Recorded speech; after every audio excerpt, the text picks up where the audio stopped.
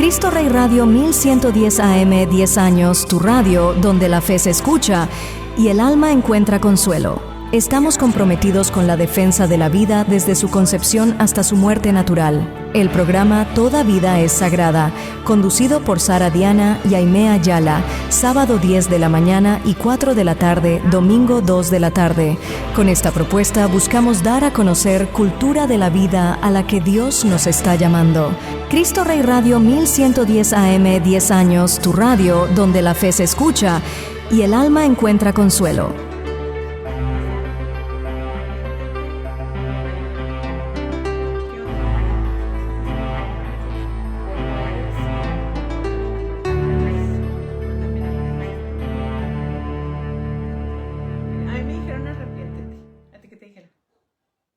Polvo eres y en polvo te ¿Sí? convertirás. A mí me dijeron arrepiéntete y creen en el evangelio. Pero Es mi que te tía me así, vieron que, ¿no? a mí me pusieron así, así ceniza, cuando te conocen en la iglesia. A mí también. Te A mí ponen también. ceniza en toda la cara, así. No, es que mi tía pone, pues también impuso ceniza en su iglesia. Y ella decía, conviértete y cree en el evangelio. Que pues es muy parecido al conviértete y el arrepiéntete. Porque sí es tiempo de conversión, tiempo de arrepentimiento, tiempo de penitencia. Este es el tiempo en que Dios nos pone como que un alto, ¿verdad? En su en nuestras misericordia. vidas. Sí, ¿Qué sí, es lo que para... estabas diciéndote la otra vez? En su infinita misericordia no vivimos para siempre. Exacto. Porque imagínense vivir para siempre en pecado. En pecado, más difícil. Es que no entendemos, o sea, se nos hace tan difícil confiar en Dios. ¿Por qué? Si Dios es bueno. Le decimos, ¿por qué la muerte? Pues porque si sigues vivo, sigues pecando. Es cierto. Está como las personas que tienen una adicción y van a la cárcel, van a la cárcel. Y pues sufren mucho, ¿verdad? Y dicen, ¿yo por qué? Y yo no hice nada y no estaba haciendo nada malo porque no le ven el problema de la adicción. Pero ya que pasan ahí 3 años, 5 años sin usar alcohol o drogas, dicen, qué bueno que estuve ahí. Dice, si yo no entro a la cárcel, yo seguiría usando y ya estaría muerto. Estaría usando igual o más. Es Y el alto de gracias ellos a en sus vidas. Ajá, esos 3 años, 5 años que estuve en la cárcel fue como me pude desintoxicar y fue como pude ya pensar, ¿verdad? De manera sobria y darme cuenta que no debo de estar usando esto. Pero fue gracias a ese alto, ¿verdad? Y lo mismo nosotros, no hay que esperarnos a la muerte, que pues bueno, también nos va a llegar, pero que sea la cuaresma, ese momento de conversión. de ese alto. Y yo creo que Dios a cada uno nos manda nuestro propio tiempo de hacer ese alto en nuestras vidas y decir, este es un aviso, pon atención a esto, pero no estamos atentos a escuchar la voz de Dios. Uh-huh. No estamos atentos a que ahí nos está diciendo Dios que ese es un alto para nosotros, ¿verdad? Para cada quien en diferente modo, en diferente manera. Por eso tenemos que tener una constante vida de oración para tener ese discernimiento y poder saber cuando esa prueba o nos acerca a Dios o nos aleja a Dios, de Dios. Entonces hay que saber pasar la misma prueba, pero de la mano de Dios. Saber encontrar a Dios en esa prueba, saber sacarle provecho al sufrimiento o a la prueba, al dolor, a la enfermedad, al duelo, a la muerte, a muchas cosas. Exacto. Bueno, y pues para no irnos de largo y como cada programa iniciamos, vamos a rezar la letanía de la humildad para que nos acompañen. En el nombre del Padre, y del Hijo, y del Espíritu Santo. Amén. Jesús manso y humilde de corazón. Óyeme. Del deseo de ser lisonjeado. Líbrame, Jesús. Del deseo de ser alabado. Líbrame, Jesús. Del deseo de ser honrado. Líbrame, Jesús. Del deseo de ser aplaudido. Líbrame, Jesús. Del deseo de ser preferido a otros. Líbrame, Jesús. Del deseo de ser consultado. Líbrame, Jesús. Del deseo de ser aceptado. Líbrame, Jesús. del temor de ser humillado, Líbrame, Jesús. del temor de ser despreciado, Líbrame, Jesús. del temor de ser reprendido, Líbrame, Jesús. del temor de ser calumniado, Líbrame, Jesús. del temor de ser olvidado, Líbrame, Jesús. del temor de ser puesto en ridículo, Líbrame, Jesús. del temor de ser injuriado, Líbrame, Jesús. del temor de ser juzgado con malicia, Líbrame, Jesús. que otros sean más amados que yo, Jesús, dame la gracia de desearlo. que otros sean más estimados que yo, Jesús, dame la gracia de desearlo. que otros crezcan en la opinión del mundo y yo me eclipse, Jesús, dame la gracia de desearlo. que otros sean alabados y de mí no se haga caso, Jesús, dame la gracia de desearlo. que otros sean empleados en cargos y a mí se me juzgue inútil, Jesús, dame la gracia de desearlo. que otros sean preferidos a mí en todo, Jesús, dame la gracia de desearlo. que los demás sean más santos que yo con tal que yo sea todo lo santo que pueda, Jesús, dame la gracia de desearlo. San José, tú eres el amoroso y castísimo esposo de la Virgen María, Padre adoptivo de Jesús, proveedor y protector de la Sagrada Familia y de todas las familias. Tenemos entera confianza en tu amoroso cuidado por la vida que comienza y en tu fidelidad a la familia. Encomendamos a tus oraciones y a tu protección nuestros esfuerzos en favor de la vida humana. Ayúdanos a defender siempre a los bebés por nacer y a los ya nacidos, de manera que el regalo de la vida humana crezca en abundancia hasta llegar a la vida eterna, que nos promete y otorga nuestro hermano Jesucristo, quien vive y reina con Dios Padre y el Espíritu Santo por los siglos de los siglos. Amén. amén. Y pues bueno, vamos a hablar de la Cuaresma, cómo podemos vivir, la verdad, esta invitación que nos hace la Iglesia a vivir la Cuaresma. Y en este año en particular, en este momento de nuestra historia, de este siglo que estamos viviendo y pues en particular de este mes que terminó a finales de enero, creo que fue el 30 de enero, se habrán enterado, ¿verdad? Si han visto la televisión por ahí, las noticias, han escuchado hablar del caso Epstein. Epstein es un señor y pues así se le llama, ¿verdad? Caso Epstein. Y es un señor que se llama Jeffrey Epstein y pues se refiere a los crímenes cometidos por este señor y se da a conocer los crímenes que cometió. Ya se había estado hablando del tema, más o menos de qué iba, ¿verdad? Pues que trataba tráfico de personas, de niños en particular, de mujeres, de niñas, de niños, que pues dirigía un grupo de prostitución para ciertas personas, pues para los que lo pudieran pagar, ¿verdad? Para los que lo pueden pagar.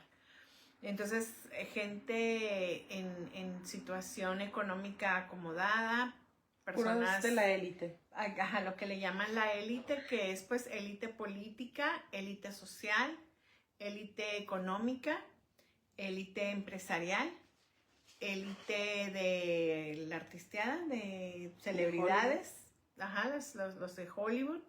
Entonces, ahora sí que ese ni 1%, yo creo que el 0.5% de la población, 0.0001% de personas que viven en los excesos, ¿verdad? Son los que, y bueno, pues obvio no todos, ¿verdad? No todos los ricos, pero muchos en general, pues era de la gente que él hacía negocio, de los que se rodeaban. Y entonces ahora pues, se abren esos casos, vemos correos electrónicos, correspondencia, donde explican más a detalle pues las atrocidades que envuelven ¿El caso? pues su trabajo, su acción, su horror que él hacía. Entonces, pues vamos a hablar de eso y a lo mejor nosotros como católicos, ¿qué podemos hacer, pensar, ¿verdad?, en esta situación? El caso Epstein ha sido para muchos una sacudida moral que expone heridas profundas en nuestra sociedad contemporánea. Más allá de los procesos judiciales, de las teorías y de las implicaciones políticas o económicas, este caso revela algo más hondo: la existencia de estructuras de pecado que degradan la dignidad humana y reducen a la persona a objeto de uso. Que nosotros, ¿verdad?, tú siempre hablas de cómo justamente el aborto es eso, es tratar al bebé como un objeto, ¿verdad? Entonces es lo mismo, es no respetar la dignidad humana. El momento que no respetas la dignidad humana, no respetas la vida de un bebito, de un niño, de un adulto, de un anciano. Entonces por eso es tan importante reconocernos todos hijos de Dios y todos con un valor, ¿verdad? Como hijos de Dios. Desde la perspectiva de la Iglesia Católica, estos acontecimientos pueden comprenderse dentro de lo que San Juan Pablo II llamó la cultura de la muerte. Una mentalidad que se opone al plan de Dios porque niega el valor sagrado e inviolable de toda vida humana. En su encíclica Evangelium Vitae, San Juan Pablo II describió la cultura de la muerte como una realidad que se manifiesta cuando el poder, el dinero, el placer o la autonomía individual se colocan por encima de la verdad sobre el ser humano. No se trata solamente de atentados directos contra la vida, como el aborto o la eutanasia, sino también de toda forma de explotación, abuso o manipulación que convierte a la persona en instrumento. La cultura de la muerte no siempre aparece con violencia visible. Muchas veces se presenta con sofisticación, libertad, éxito o influencia. Como en este caso. Sí, como que te la ponen muy, pues nada más los ricos, como dices tú, nada más la élite, ¿verdad?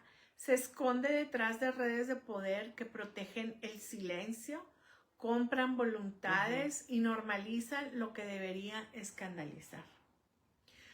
Porque, bueno, a lo mejor aquí lo vamos a mencionar más adelante, pero justamente se usan a políticos o artistas, ya que los envuelven y no sé, estas personas aceptan y participan en estas depravaciones, les toman video, ¿verdad? Y con eso luego lo chantajean. Exacto. Entonces ya la persona, ahora sí que si estaba pensando en salirse de eso o dejar de hacerlo, pues ya no, porque ya te tienen amenazado. Por eso muchos ahorita correos electrónicos todavía no se abren. ¿De quiénes estamos hablando? Unas personas sí se mencionan, pero otras están tachadas todavía.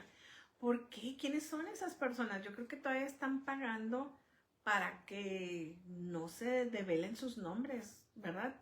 Ese es al nivel de poder que tienen todavía, de control sobre sobre los políticos, sobre el FBI, sobre las personas que tienen esos No, y todavía documentos. ya se ha expuesto muchos nombres, ya tenemos muchos nombres, muchas evidencias, y no hay nadie con ninguna repercusión. Exacto. Nadie detenido, nadie Estamos hablando en proceso. Que ya, bueno, el Diddy, ¿cómo se llama? P. Diddy, ¿cómo se llama? Combs, el artista, que es un rapero, él ahorita está en la cárcel.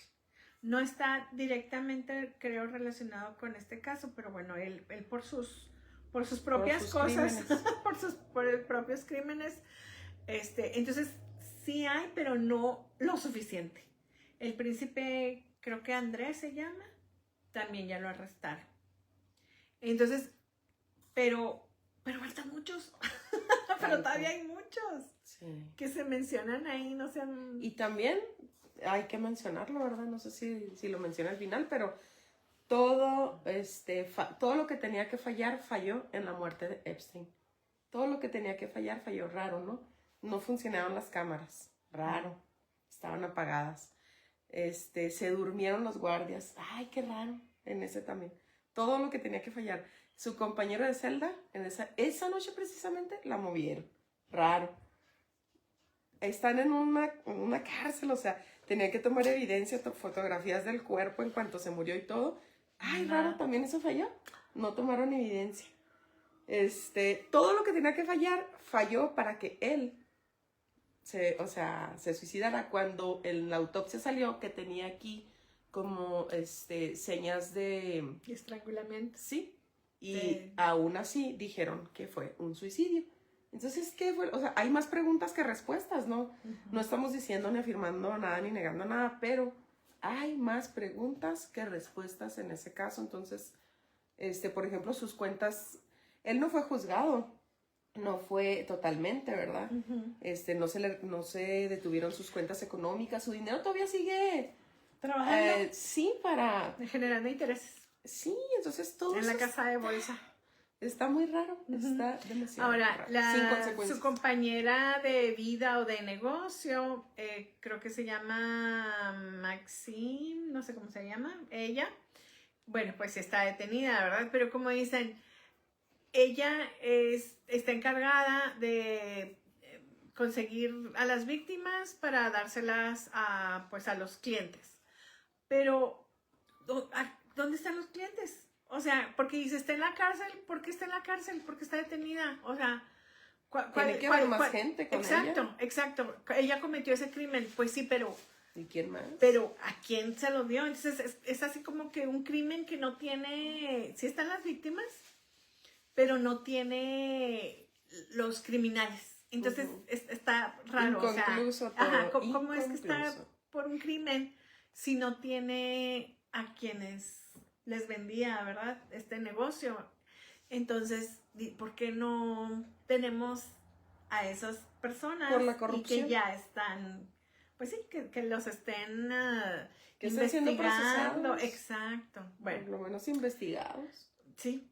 El caso de Epstein reveló precisamente una red de relaciones marcada por el abuso de poder y la instrumentalización de personas vulnerables. Sin entrar en detalles escabrosos, lo esencial es comprender que hubo víctimas tratadas como medios para la satisfacción y deseos y para la consolidación de una estructura de privilegio. Esta lógica es completamente opuesta al Evangelio. Para la fe cristiana, cada persona es imagen y semejanza de Dios, creada por amor y destinada a la comunión eterna. Cuando alguien es reducido a objeto, se niega esa imagen divina. Pensé que ibas a hablar. La cultura de la muerte se alimenta de una visión utilitarista del ser humano. Si alguien es valioso solo por su utilidad, su belleza, su juventud, su influencia o su capacidad de producir placer, entonces deja de ser persona y se convierte en cosa.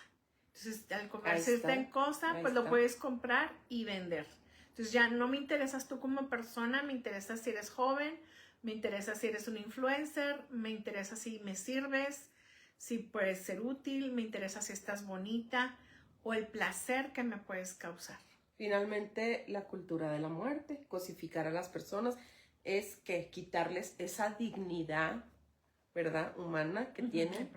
Entonces, pues ahí total corrupción, porque interesa mucho este tema en este programa, pues porque es en contra de la vida, evidentemente, así como lo es el aborto, ¿verdad? También es este hecho de quitarle la dignidad a las personas, el hecho de pues quitarles obviamente la vida, porque eso no nomás era lo más grave, el hecho de quitarle la vida, sino toda la tortura que pasaban antes de llegar a ese punto, que es, de veras, no se puede ni platicar así por detalle, porque quedarían horrorizados. Yo, es bastante viendo asqueroso. Ese material, he pasado así que no puedo dormir de la ansiedad que me da de saber exactamente todo lo que se hacían en esos lugares. O sea,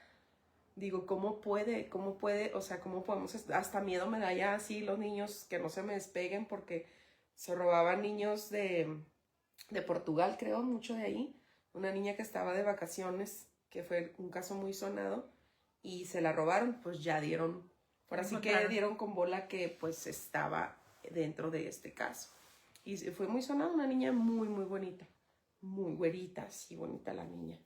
¿Y cómo es posible? O sea, que ahora ligado también a las fotografías que les toman en la escuela. Bueno, o sea, tiene de todo. Tenían acceso a esos datos, el nombre de tu hijo, obviamente cómo se veía físicamente, en qué salón estaba, con qué maestra, y cuando tú pagabas la foto, pues acceso a tu dirección, a tu número de tarjeta, a todos tus datos.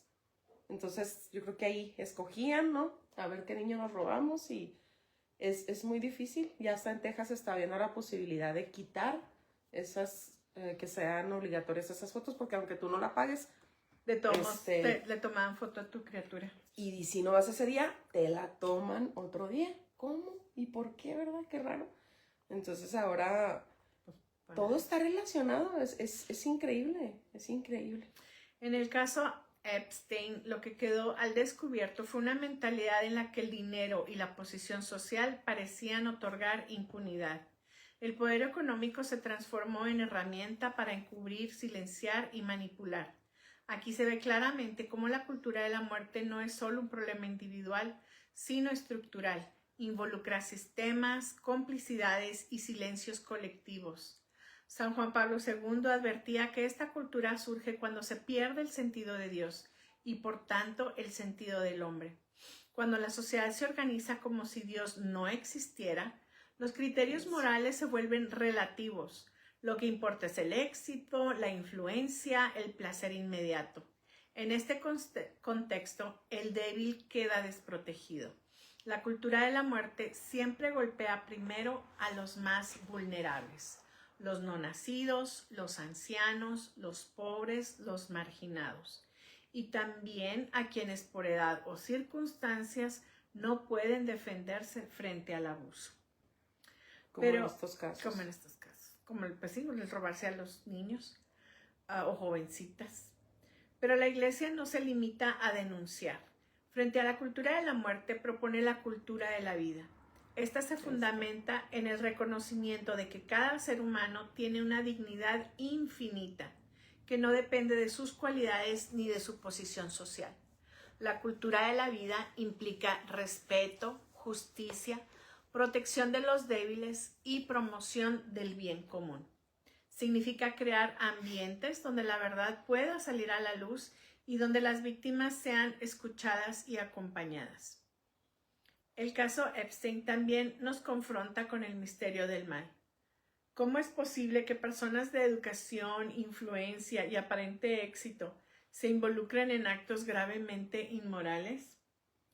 La tradición cristiana enseña que el mal no es simplemente ignorancia o error, sino una ruptura consciente con el bien. Existe una dimensión personal y una dimensión espiritual del mal. La Iglesia habla de fuerzas del mal no para evadir responsabilidades humanas, sino para reconocer que hay dinámicas de pecado que superan lo meramente individual. Fíjate qué triste, ¿verdad? Saber todo. Porque sí, claro que le puedes tú echar la culpa a una persona en particular. Sí, este fue culpable, este lo hizo. Pero es que estamos hablando de una estructura del mal, una complicidad, toda una dinámica de pecado. O sea, por eso es cultura de la muerte. O sea, no nada más como que, ay, tú hiciste mal. Claro, ¿verdad? Dios nos va a juzgar como individuos. No nomás Jeffrey Epstein participó en este caso.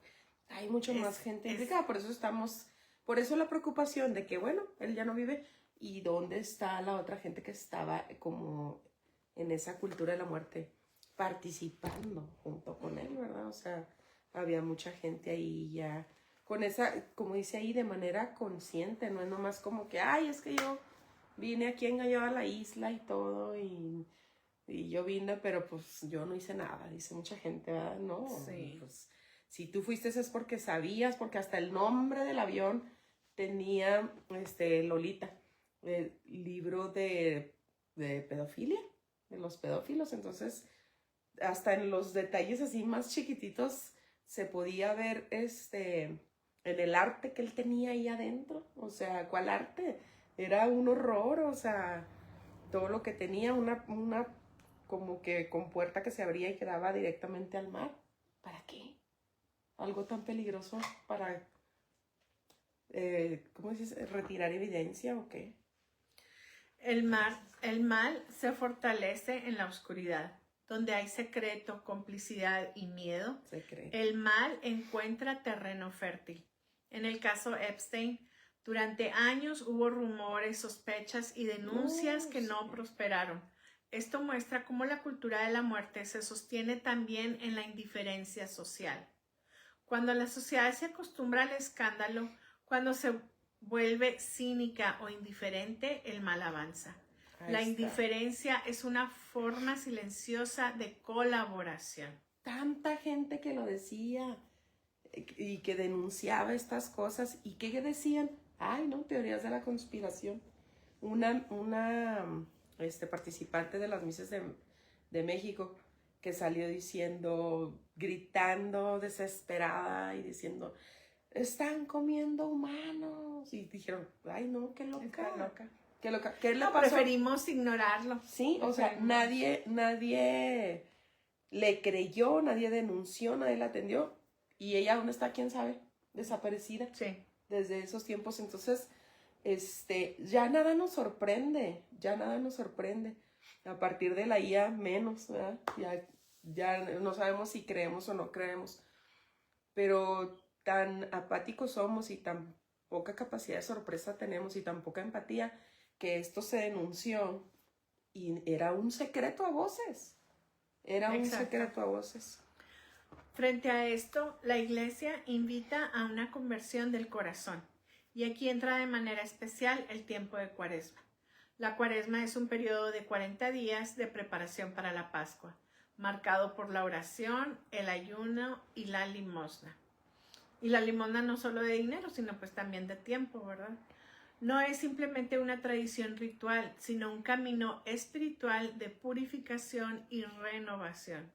Durante este tiempo, el cristiano está llamado a examinar su conciencia, reconocer sus pecados y volver a Dios con sinceridad. Combatir las fuerzas del mal comienza por reconocer.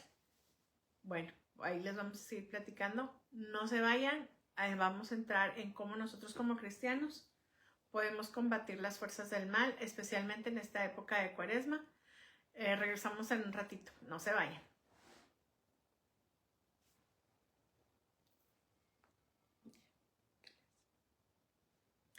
Bueno, pues gracias por estar con nosotros. Estamos hablando de nosotros en tiempo de Cuaresma, cómo podemos vivir justamente en esta cultura de la muerte, cómo como cristianos podemos combatir en esta lucha espiritual que existe en este momento. Y bueno, pues qué más lucha espiritual, qué más maldad que el caso Epstein. De eso estamos hablando, de cómo nosotros como cristianos podemos responder a la cultura de la muerte, ¿verdad? Podemos enfrentarla. Y bueno, pues estamos hablando de cómo la Cuaresma nos invita a combatir las fuerzas del mal, reconociendo que el mal no solo está afuera, en grandes escándalos mediáticos, sino también en el propio corazón. Jesús enseña en el Evangelio que del corazón humano salen las malas intenciones. Cuando les dice, ¿verdad? No se preocupen por las cosas que comen, que entren al cuerpo, eso no lo daña, eso no lo enferma, eso no lo intoxica. Lo que enferma es lo que sale del corazón. Oye, yo creo que ya habrá gente de plano mala entraña como Epstein, porque tú dirás, bueno, pues viene de una familia, no sé, satánica o algo. No, para nada. Venía de una familia tranquila, de una familia estructurada, o sea, nada que llamara la atención o que dijeras tú, pues lo golpearon mucho de chiquito, o sufrió esto, o sufrió abuso, sufrió lo otro, sufrió aquello. nada fuera de lo normal, una familia completamente, entre comillas, normal. Y él pues solito, ¿no? Se buscó su camino, o sea, tomó esa decisión, esa maldad, él la tomó por sí mismo, o sea, simplemente... Pero es que eso, si no tienes quien te guíe y que te expliquen esto es lo bueno y esto es lo malo, y lo malo te va a llevar a la perversión, a perderte, ¿verdad? Eso no, el primer malo de él no tuvo consecuencias, por eso se le hizo fácil, porque él, Sí, pues no pasa nada, sí, conseguí no, dinero fácil, nadie él dijo entra nada. como a ser maestro, y era muy malo, o sea, no daba el ancho, pero ahí conoció mucha gente, pues rica, porque era un colegio de gente de dinero. Y uno de los que conoció ahí, muy poderoso, porque lo corren, porque no daba el ancho, él le ofreció trabajo, vente. Entonces ya ahí empieza como que a trabajar mucho con lo de la economía, el dinero y todo. Y empezó a ver que, o sea, a los ricos decían, no, mira, pues si haces esto, esta tranza y esta tranza, no pagas tantos impuestos. Ah, qué padre. Entonces mucha gente lo empezó a conocer que era bueno para los números. Eso sí, con una inteligencia que sobrepasaba. Pero la usaba para evadir cosas. Entonces, pues se dieron cuenta y también lo iban a correr y todo, le llamaron la atención. Pero a su jefe se le hizo bien, ay, no, pobrecito, pues ¿cómo lo vamos a correr, hombre? Pues hay que darle una segunda oportunidad. En ese tiempo dice, no, es el error del que más me arrepiento de toda mi vida, porque yo hubiera hecho saber que el mal tiene consecuencias y lo hubiera parado, a lo mejor ya hasta ahí no hubiera seguido, ¿verdad? Porque de ahí conoció mucha gente poderosa, de ahí él forma su propio negocio. Entonces, pero es esa primera cosa que no tuvo consecuencias. Exacto. De cuando fue cachado de hacer el mal, lo llevó a pensar y como que no había consecuencia de nada. Como ahí nosotros es como cuando dices, ay, qué exagerada, déjala que haga, déjalo que haga. Ándale. Fue solo una cosita, sí. ¿Verdad? Y poco a poco esa cosita como una bola de nieve en caída, pues se va haciendo más grande y más grande y más grande, porque como dices tú, no se le para tiempo, ¿verdad? Tiempo. La lucha espiritual no es contra personas concretas, sino contra el pecado y las estructuras injustas. La Cuaresma nos invita a preguntarnos en qué medida participo, aunque sea indirectamente, en una cultura que cosifica a otros, que consumo, que apoyo, que tolero. Fíjate, ¿por quién votamos? La oración. ¿Qué consumo? O sea, hasta lo que vemos. Exacto. Sí, si veo puras películas peladas, pues eso es lo que va a seguir produciendo Hollywood, ¿verdad? Si escucho puras canciones peladas, pues eso le gusta, eso vende, eso. Pues vamos a seguir haciendo estas canciones porque eso es lo que dan dinero, ¿verdad? La oración o la ropa, por ejemplo, si vas a comprar pura ropa pelada y enseñando todo, pues de esas hay que venderle, ¿verdad? Si eso es lo que consumo, eso es lo que va a darme el mercado. La oración es el primer instrumento de combate espiritual. Orar no es evadirse del mundo, sino entrar en diálogo con Dios para recibir su luz. Cuando la iglesia ora, pide justicia para las víctimas, conversión para los culpables y purificación para las instituciones. La oración fortalece el discernimiento y despierta la conciencia. En un mundo saturado de información y escándalos, la oración ayuda a no caer en el morbo ni en la desesperación, sino a mantener la mirada en la verdad y la esperanza. Eso es muy importante, no desesperarnos, no perder la esperanza, porque sí hay mucha maldad en este mundo, pero recordemos que Cristo ya venció y que, ¿verdad? Entonces, no caigamos en el pecado nosotros primero de nosotros, exacto, primero de nosotros pecar, segundo de perder la esperanza, tercero de juzgar y decir, ay, sí, estos pecadores y yo tan santa. No, o sea, a lo mejor nosotros no fuimos a la isla, pero igual si no tenemos que ir a ningún lado para pecar, ¿verdad? Sí. Aquí solitas, cada quien peca uno en su casa. Entonces, la importancia de ver dentro de nosotros mismos, como dice aquí, con la luz de Dios, con este diálogo, y darme cuenta en que yo estoy pecando, perdiendo mi alma, pero también a lo mejor participando en esta cultura del mal, en esta cultura de la muerte. El ayuno, por su parte, importantísimo el ayuno.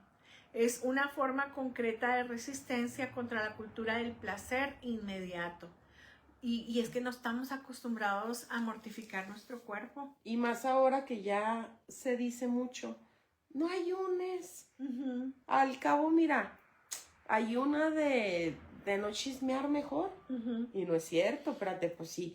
Primero te dominas. De esa y de más cosas. Sí, claro que vaya acompañado de ese ayuno de oración, pero no caigan en el error de sustituir el ayuno, el no comer carne en estos días, pues ahora sí que los viernes, ¿verdad? El miércoles de ceniza, todo. Ustedes sigan adelante porque mucha gente entra en esta confusión de que no ayunen, eso ya queda en el pasado. Ya ahorita ya nomás con que no hables mal de la gente, mejor. Con eso ayuna, porque tú qué hipócrita y andas hablando mal de la gente y bla, bla, bla, ¿no? Demos buen ejemplo de ambas partes. El ayuno de carne, porque te estás mortificando al cuerpo. Justamente para aquí, poder dominar la carne. Exacto. Justamente aquí dice, la cultura de la muerte se apoya muchas veces en la búsqueda desordenada de satisfacción. Entonces, al ayunar, nosotros no estamos quitando esta satisfacción de nosotros mismos. Entonces, estamos luchando contra nuestro cuerpo, nuestra satisfacción, nuestro deseo, pero también contra la cultura de la muerte. El ayuno, educa el deseo. Enseña autocontrol y solidaridad. Al renunciar voluntariamente a algo legítimo, el cristiano aprende que no todo lo que se desea debe satisfacerse. Ahí está. Esta disciplina interior es esencial para construir una sociedad más justa. Justamente me estaba diciendo un señor, muy bonito ejemplo, que compró su comida, pero de repente vio a un señor pues de condición de calle, de situación de calle, y lo veía el señor y lo veía como que con su pollo, ahora él se había comprado su pollo, y el señor pues ahí tirado en la banqueta, sentado en la banqueta, y pues lo veía que se iba a comer su pollito, y ese señor pues le dio su comida, se la dio toda, le apenas iba a darle una mordida al pollo, pues no, le entregó así tal cual toda su comida al Señor, porque pues lo vio que estaba en más necesidad que él, ¿verdad? Como que dice, yo ya comí, desayuné y comí, o sea, esta es mi cena, no pasa nada. Y este señor se ve que, pues, ¿cuántos días no tendrá sin comer, ¿verdad? Mínimo ese día entero. Y le dio su comida y dice, qué raro, pero yo no tuve hambre. Yo no tuve hambre en lo que quedó del día, no me dolió la cabeza, no me sentí mareado, ¿verdad? Yo creo que ese mismo, porque es lo que dijeras tú, no, pues no me voy a quedar sin comer. Pero no solo ofreció su comida, sino que yo creo que Dios de alguna manera le ayudó le apaciguó, ¿verdad? Esa hambre que no sufriera él, pues, de que no comió. Entonces, la cultura de la vida se construye con generosidad, apoyar a las organizaciones que protegen a personas vulnerables, promover leyes justas, acompañar a quienes han sufrido abuso, son formas prácticas de combatir el mal. La Iglesia también llama a la verdad. Sin verdad no hay justicia. En casos como el de Epstein, la búsqueda de la verdad es fundamental para sanar heridas y prevenir futuros abusos. La verdad puede ser incómoda, pero libera. Jesús dijo, la verdad los hará libres. Esta afirmación recogida en la Biblia no es una forma abstracta, es una forma concreta, es una promesa concreta.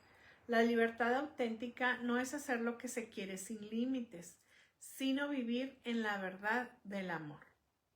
En los últimos años, también el Papa Francisco ha insistido en la necesidad de una iglesia transparente y comprometida con la protección de los más débiles.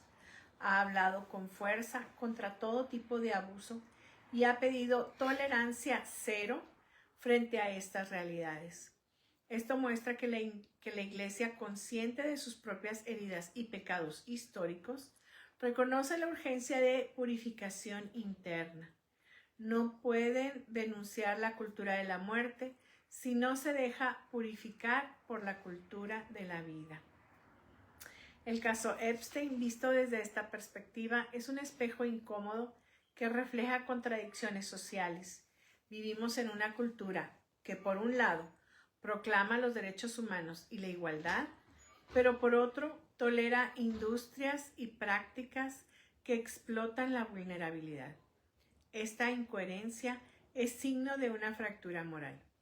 La Iglesia invita a superar esta fractura mediante una conversión integral, personal, social y cultural. Durante la Cuaresma, el cristiano contempla a Cristo en el desierto, enfrentando las tentaciones. Allí Jesús rechaza el poder fácil, el prestigio superficial y la satisfacción inmediata. Estas tentaciones siguen presentes hoy.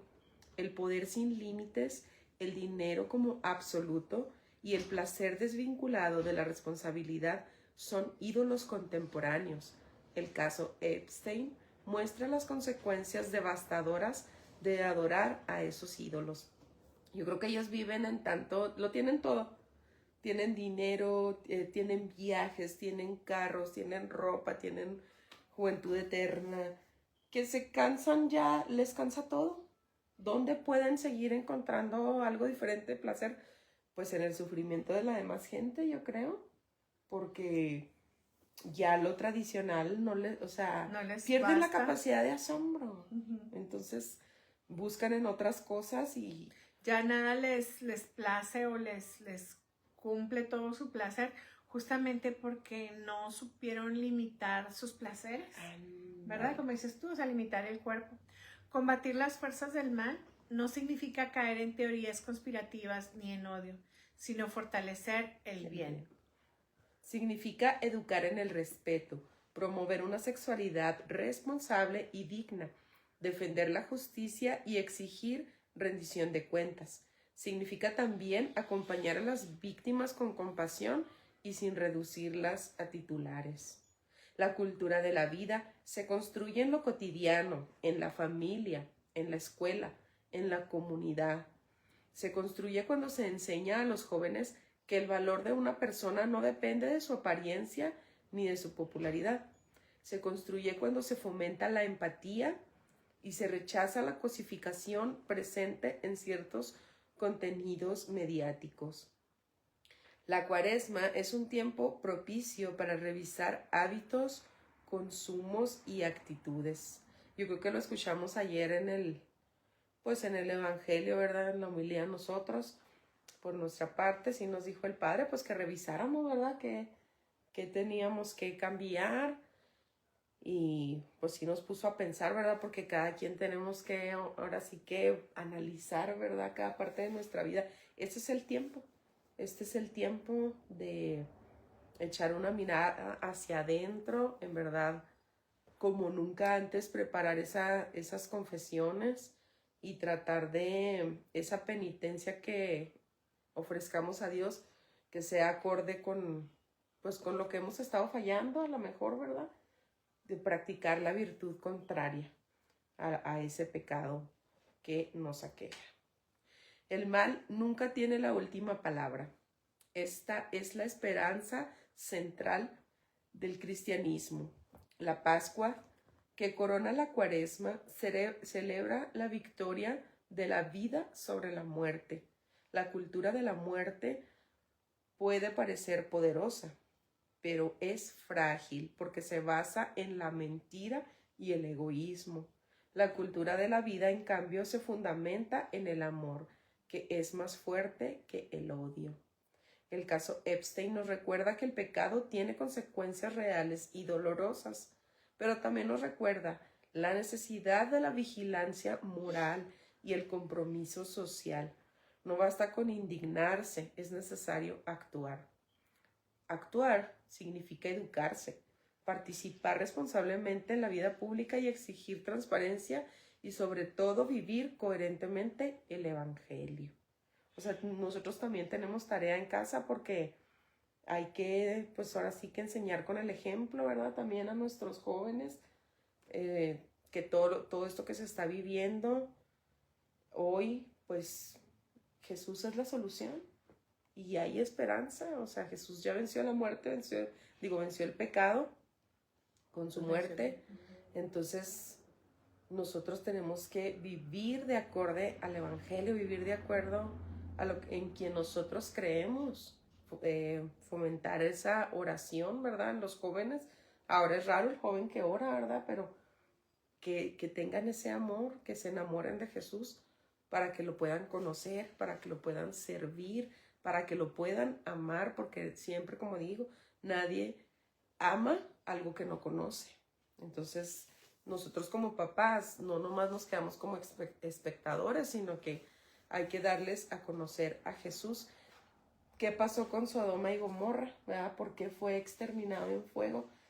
Había niños allí, inocentes, pero no eran tan inocentes porque nosotros como papás irresponsablemente, bueno, en esos tiempos de Sodoma y Gomorra, no les enseñaron a amar a Dios.